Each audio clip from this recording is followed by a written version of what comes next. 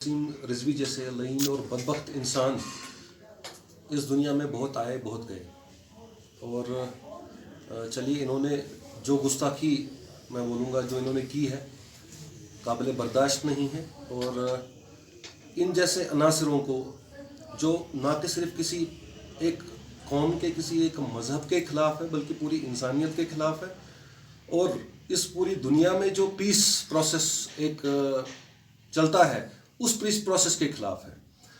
अगर इस वसीम रिजवी जैसे बंदों को इस टाइम पर सज़ा ना दी गई, अगर इस वक्त इस पर एक्शन ना किया गया तो ऐसे अनासर हमको बार बार फेस करने पड़ेंगे जो कि हमारे कौम के लिए, हमारे मज़हबों के लिए और हमारे मुल्क के लिए बिल्कुल भी ठीक नहीं है। जहाँ तक रही बात एक पर्टिकुलर मज़हब को या एक पर्टिकुलर हमारी जो कुरान शरीफ है उस पर बात चलने की, देखिए इसमें कोई हम पर्टिकुलर एक मज़हब की बात नहीं कर सकते। कोई ये चाहे हिंदुइज़्म हो, चाहे सिखिज़्म हो, चाहे क्रिश्चियनिटी हो, चाहे कोई भी मज़हब हो, ये किसी मज़हब के ख़िलाफ़, किसी पर्टिकुलर मज़हबी एक होली बुक के ख़िलाफ़ आप उसके अगेंस्ट कुछ बोल रहे हो, ये पूरी कम्युनिटीज़ के ख़िलाफ़ बोल रहा है। ये एक पर्टिकुलर इस्लाम के ख़िलाफ़ नहीं बोल रहा, एक पर्टिकुलर कुरान शरीफ के ख़िलाफ़ नहीं बोल रहा। ऐसे इंसानों को मेरे हिसाब से सीधा फांसी पे चढ़ाना चाहिए और धड़ से इनकी जो है गर्दनें अलग कर देनी चाहिए ताकि जो बाकी जिनके दिमागों में ये बातें हैं उनके लिए एक सबक रहे। क्या आपको लगता है? देखिए मैं ये इस बात पे तो बिल्कुल भी ये नहीं है कि इसमें आप ईरान का बोलेंगे, इसमें आप बाकी कंट्रीज़ का बोलेंगे या किसी और कम्युनिटी का बोलेंगे।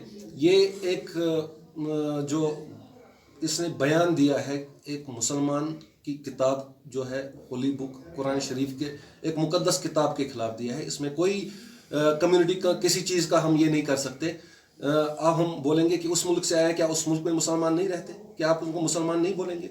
नहीं, ये कम्युनलिज्म और बाकी चीज़ों की बातें हैं, इन बातों पे हमको ध्यान नहीं देना है, मुझे पता है। और बार बार मैं लोगों से भी ये गुजारिश करता हूँ कि इन चीज़ों पर ध्यान ना दें क्योंकि ये इन्हीं चीज़ों को फैलाने के लिए जो है ये प्रोपेगेंडाज किए जाते हैं।